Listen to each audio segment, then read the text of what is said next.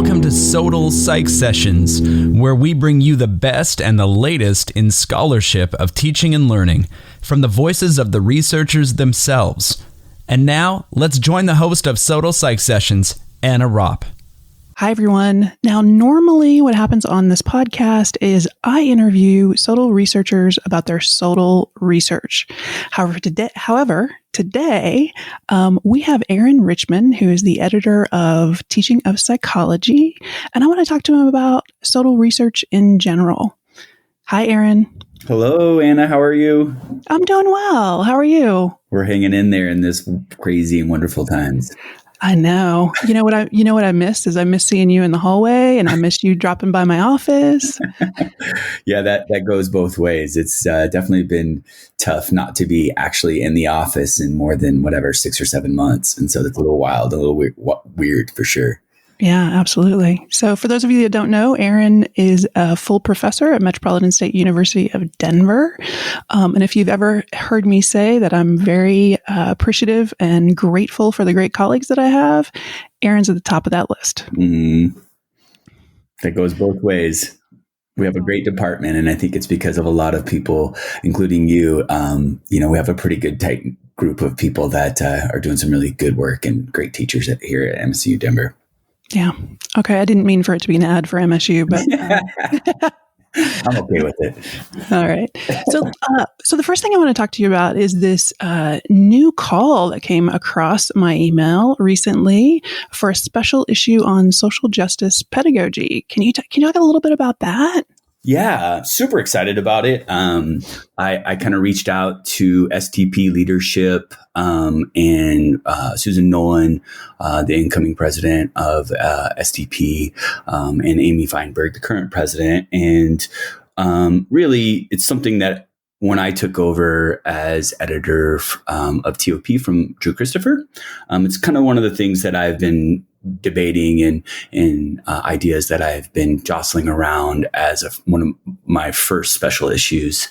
And then things unfolded and things came to a head over the last 3 or 4 months. I think it's pretty apparent that there's an epidemic across the United States of racial injustice and racial turmoil and just a lot of issues going on. And I felt like TOP was in a position to do something about it.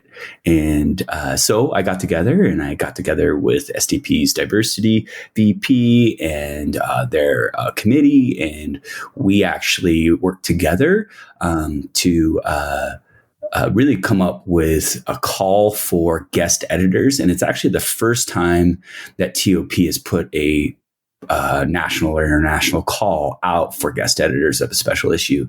What has happened in the past is people basically have an idea and then send it to the editor, and then the editor decides. Well, this was kind of in the spirit of equity and inclusion. We wanted to put out a call that basically invited everybody to apply to be a guest editor. And I wanted to do it as a team. And Tasita, she had a great idea of really trying to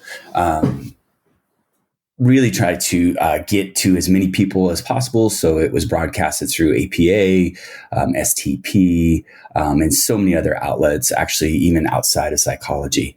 And so we had a call, and we had a outpouring of applications, which is a great problem to have. And then we actually made a decision as a group of who should be the co-editors of the special issue. That's great. I really appreciate the emphasis on social justice. I think, when I go around to conferences when we had them in person, I talk to a lot of professors who, didn't learn some of this stuff when they were in grad school and really want to have some direction for teaching their classes, especially in 2020. Yeah, and it was really interesting because if you look at who the guest editors, which is Delisha Pittman at George Washington University, and Jasmine Mina at Bucknell, and Joaquin Borrego at Pacific University, those aren't really common names in STP as of yet. And I think it was really incredible to see who applied for this position. And it was great to see people basically gravitate towards STP with a really good call. The call that came out on the social justice pedagogy is something that they derived. So essentially the process was I put together a team along with STP, and then they're really leading this charge. And so it was something that is not my expertise. And as a white male in the United States, I didn't feel like it was something that I should lead. And so it was great to see these three people, and they had really good ideas. I mean, they have 8 different kind of foci, whether it's social justice models, whether it's inclusive pedagogy or racial healing, or, paradigm shifts in how we teach. They have some really great calls, decolonization of psychology. So it was really, really interesting. I'm actually thinking about having a second issue. There were so many good applicants that we'll see how this one goes, and then possibly have another special issue. That's great. I love it. And if anybody is interested in submitting for that, I think the manuscripts are due in March. Yep, March 1st is the first, essentially the deadline for the first round. They'll go through the normal process of peer review. However, I will be hands off on it, and it will be Delisha, Jasmine, and Joaquin, who will basically be managing the editorship of all of the articles. So they'll receive them, they'll assign reviewers, they'll manage the reviews, they'll make the decisions. So, and then once they get all of their articles together, they'll send them to me for kind of a final review. And so really it's kind of from my perspective, it's hands off, and they're really taking ownership of it, which I'm super excited for, because they're the experts in the field. And I think they're going to put together a really good special issue. I'm going to be excited to see it. And I love this idea of getting people who are not necessarily part of the STP crowd, but are really interested in pedagogy, but in, different parts of psychology and don't necessarily know about STP. I think that's great.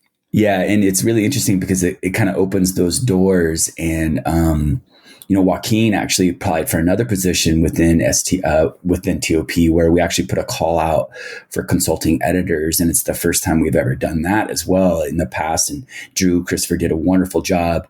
But he would solicit people who he knew who had reviewed for the journal. And we've never actually put a general call out for consulting editors. And Joaquin applied and was chosen as one of the editorial board members, specifically for graduate level education, which is something that we don't focus a lot, or haven't focused a lot in TOP. That sounds great. Yeah. So I'm gonna switch gears a little bit. So if I imagine somebody who's listening who never learned about SoTL research in grad school, kind of like me, but now maybe wants to get involved in SoTL, maybe do some research in SoTL, is interested in that. Do you have any advice for that person? Or if somebody's thinking about submitting to TOP, what would your advice be? Oh, there's a long answer to that question, but I'll try to keep it brief. First, I will plug the Society of Teaching of Psych has a SoTL workshop that you apply for and get matched with a mentor who is a SoTL scholar in the field. I used to be a part of that program, and it is usually held at the annual conference on teaching. And you have this mentorship for over a year, and then you kind of culminate your relationship with this mentor at the conference, and then you work on stuff over the conference. And so that's, if you have the opportunity to do that, if that's something that is in just your different options that you can do, I highly recommend it. I've worked with 4 or 5 grad students, and I've worked with 4 or 5 assistant professors, and even full professors who have never done SoTL research before in that workshop. And you establish really good relationships with those people. And so that I'd plug that. You don't have the opportunity to do that. There are some actually pretty good SoTL workbooks out there. I've led a faculty learning community where we did this, and Anna was on it as well. And I think that's a self-directed way of doing it. I think the biggest thing for new SoTL researchers is really to start small. It's kind of the what about Bob baby steps kind of deal. I think that you're not going to go in and have a 4 study manuscript and just, approach it as this crazy, whatever your discipline is. If you're social psych, you see these 4 study manuscripts and they take a year or 2 to collect the data. I think you can do something a little bit smaller. And we now have an outlet for that in TOP, what's called a proof of concept corner. And the proof of concept corner was really something that Drew and I, and actually a whole working group, came up with of ways to improve the journal.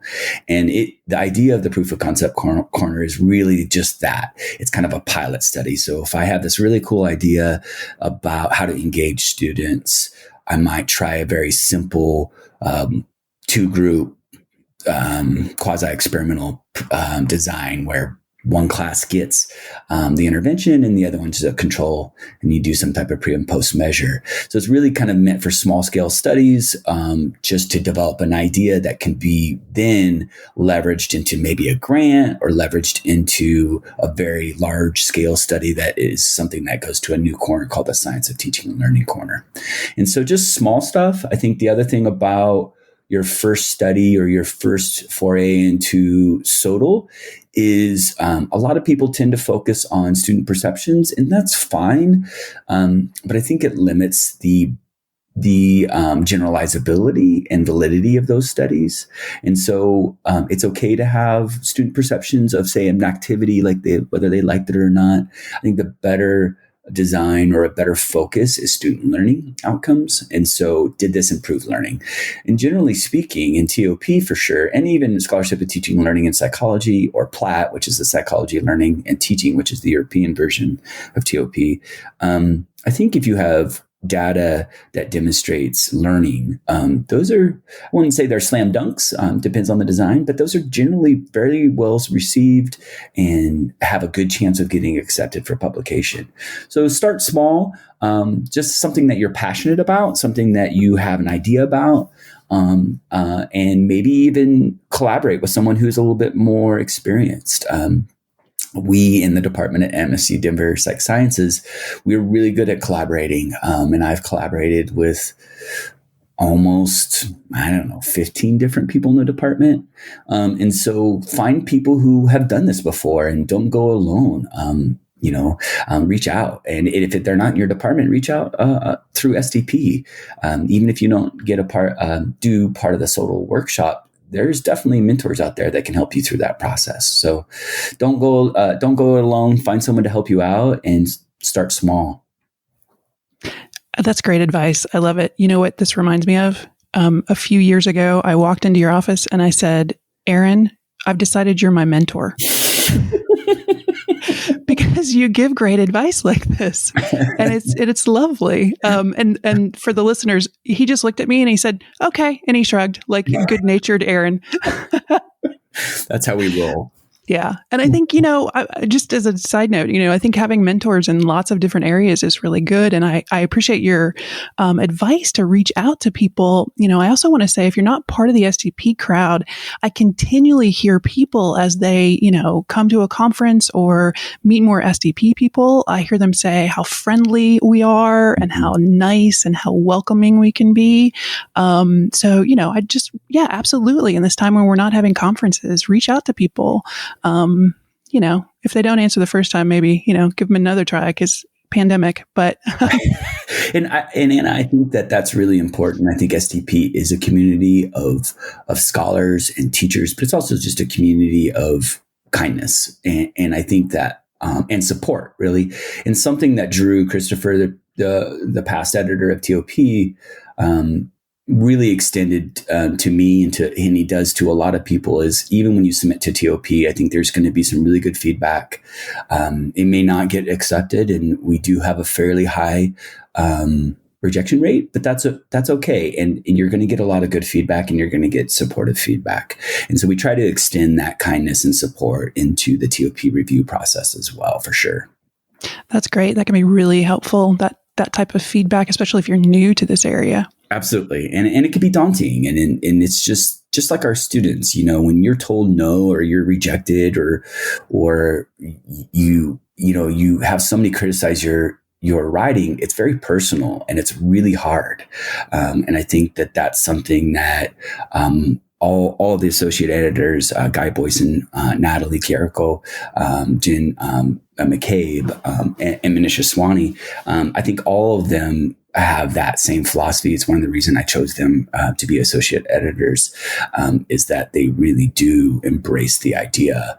Actually, Guy and Natalie are both mentors in the SoTL mentor workshop. So they really do embrace that philosophy of helping people out for sure. And I've never done that workshop, but I've heard lots of people talk about how great it is and how helpful it was.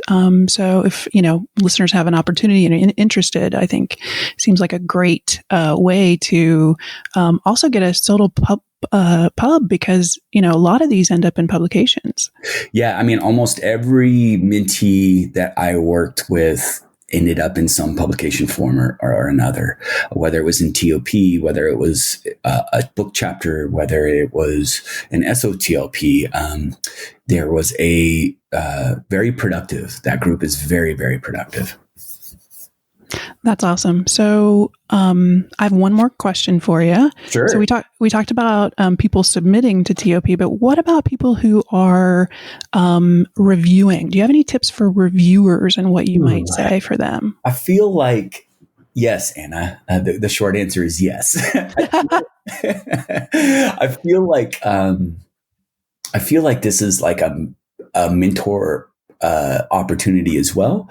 I feel like I can do workshops every conference that I go to on this, because I do think that reviewing takes a special a skill set. I think it also takes practice. I think that it's not going to just come to you like instantly. So with reviewing, I think you have to keep in mind, I reviewed once for a colleague of mine. It was an open review type process. So they suggested, and it was not blind. And there's a number of journals out there that's not blind, which is a little scary. But I remember reviewing for a person, and he is a good friend of mine. And when he got the review back, he sent me a private email, and he goes, "Man, I could tell you're a good teacher by the way you review." And I was like, "Oh, thank you. Well, what does that mean?" And he goes, basically, he said there was a good balance of positive comments and there was a good balance of critical comments. But even in the critical comments, it was, this is how you fix this problem if you can fix it. Or here's an alternative way of doing that. So I think with reviewing, you have to be very systematic. You have to really be succinct. I think when authors read reviews, I think they can easily get confused by maybe the verbiage you use as a reviewer, or maybe that you say, "Well, I just don't like this." Well, that's not a good critique. I just don't like this. Or, "Man, you really should have done a true experimental design when you're doing a predictive study," or something like that. It's like, well, that's not helpful. That wasn't my research question, right? Or my hypothesis. And so I think that being very succinct, I know it sounds weird, but actually numbering your points and that succinct is very important, because as an author, you always have to think about it from the perspective of the author. It's just like when you teach. A good teacher is not teaching from the perspective as how they learned. A good teacher is teaching from the perspective of how their individual students are learning. And we know that individual students have various abilities. And so it's the same thing with authors. You have to try to take their perspective. And so be succinct, be thrifty in kind of your writing and reviews. I know it sounds weird, but number your comments, but provide things. If you say something like, "Well, you're missing a lot of the research," you should say, give an example, provide a reference of, "Hey, you should go check this out." Say you can go check, Boyson 2014 out, or you should go check this person out. I think having that kind of argument sandwich, start with the good, give them kind of the pow in the middle, and then end with the good. I think that's a really good approach to reviewing. Another thing that we're doing at TOP is I'm allowing people to review with others. So you can have a review mentor, and it's totally okay if you review with others. You just have to let me know, or Guy know, or Natalie or Jen know. And so having a mentor is really important through that process. Another thing I did when we took over at TOP is I actually made a slot for graduate students on the editorial board. So there's actually a permanent slot for graduate students. And the idea there was to start to engender this culture of SOT, of SoTL, but also to start developing this pipeline of scholars and this pipeline of reviewers. And to be honest, this pipeline of editors and this pipeline of editorial board members. And so I think that that's another part of it, is finding a mentor that helps you review. I remember the first review I did as a grad student, I had a really good mentor, and I went to Rhoda and said, what do you think of this review? And she's like, you're doing a great job. You should catch these things. And so getting feedback from maybe your graduate advisor or a colleague that is, I've reviewed for, I don't know, 2 or 3 dozen different journals. And so it becomes kind of a practice. It becomes almost an automatic thing. And I think reviewers just need to get out there and start volunteering to review, whether it's for TOP or SoTLP or Platt, I think, or your discipline specific journals. Getting practice really does help. You will get better at it, just like anything. I love that. And I love the idea of the mentors for reviewing. I don't know about anyone else, but I don't think I was ever taught or told what to do or how to do it. Right. It's always the classic academia is full of implicit procedural knowledge that no one tells you about. Right.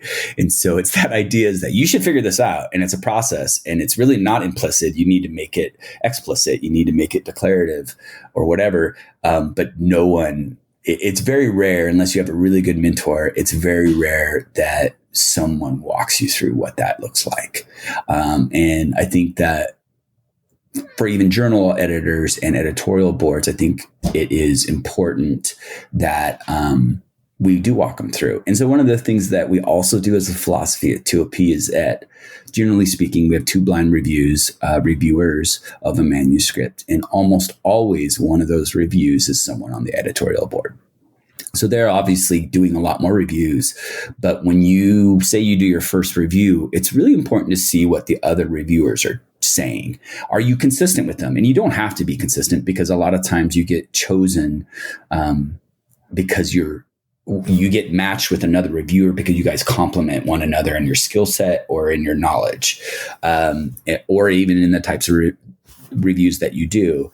But it's good to check to see what they're catching. And I think that helps you improve. I think the other thing that you asked that I didn't answer was, well, what if I don't have, a great stats knowledge? Well, sometimes you're not selected. Excuse me, let me rephrase that. Sometimes you're selected because you may not have a great stats knowledge. And I know that sounds weird, but you're selected because you have, really good knowledge of how to teach at the community college, or you're an expert at teaching at historically Black community, a college and university, an HBCU. And often the other person who's reviewing, the other reviewer, has some different skill set. They might be the stats expert. So I think it's really, really important that you feel comfortable in reviewing only the things that you are confident in reviewing. You don't always have to say, I don't know anything about this, I don't know what non-parametric analog, a Friedman test to an ANOVA. I don't know anything about that. Or I don't know that, the effect size for a chi-square is Kramer's V. Like, it's okay. That may not be why you were chosen as a reviewer. So it's okay not to do those things that which you feel uncomfortable. And in fact, seasoned reviewers will say that. They will say, well, I'm not an expert in this multimodal modeling. And so I'm not going to comment on whether this is a moderator or a mediating variable. And so it's okay to do those type of things for sure. That's great. And for the listeners, just to let you all know, before we started recording, Erin and I were talking about the fact that I'd had a conversation with someone who teaches at a community college and was thinking, was asking, well, I'd like to review, but I don't have the stats and research methods knowledge that I feel comfortable enough, critiquing somebody else. My response was, well, tell them that, and they will match you with people that might complement. So I'm really glad I had the correct answer. Yeah, you intuitively had it. And I think it's just like, it's analogous with when you choose colleagues to collaborate with. Really, you should be choosing, like, if you're doing your first SoTL project, obviously who you choose to collaborate, maybe they have more expertise. Maybe they have a better expertise about the research in SoTL, but you have a really good stats knowledge from your discipline. And so those complement. In how we choose reviewers at TOP is really the same process. We are choosing reviewers that have specific skills or knowledge that directly relate to the manuscript itself. And so just know and breathe with a sigh of relief that, okay, I don't have to cover everything. That's not my expertise, and that's okay. I love how you have this whole, plan from the reviewer perspective, the, submitter perspective. Right. You are really thoughtful, and I think that you're going to do great things with teaching of psychology, and I'm excited to see it. Thank you, Anna. I mean, I hope so. There's definitely was a lot of changes, and I think for people who have been long-time submitters and publishers in TOP, I think that was a little bit of an adjustment. I mean, we adjusted the type of submissions. We're still accepting all these submissions that we've always had. We just recategorized those into 4 different corners, and that's the proof of concept corner. And then one of the things is the replication corner, which is something we desperately need in all of SoTL, actually, not just TOP or Platt or SoTLP. One is a new one called the scholarly teacher corner. And the cool thing about that is it needs to be data evidence informed, but it doesn't actually have to have the evidence within that article. And then the big one, which is the science of teaching and learning. And that's kind of one of the traditional corners. But we changed to a structured abstract, so both students and teachers can search articles quicker. We've shifted to the Sage portal, which has been a learning curve for everybody. It's kind of Sage portal, Sage Track is what it's called. It's kind of like a digital measures thing, so it's kind of the bane of my existence right now, but it's really important. There's just been a lot of different changes, and so I hope that all those changes are for the good in the future, for sure. All right, Aaron, thank you so much for joining me. I appreciate everything you've had to say, and I appreciate you. Yes, Anna, it was lovely to be on here and talk to you. It just gives me another opportunity to chat with you, which I always love. And I love this whole line of these podcasts is awesome. I listen to them all the time. So thank you for the opportunity, and we'll talk to you soon. Absolutely. Take care. Bye-bye.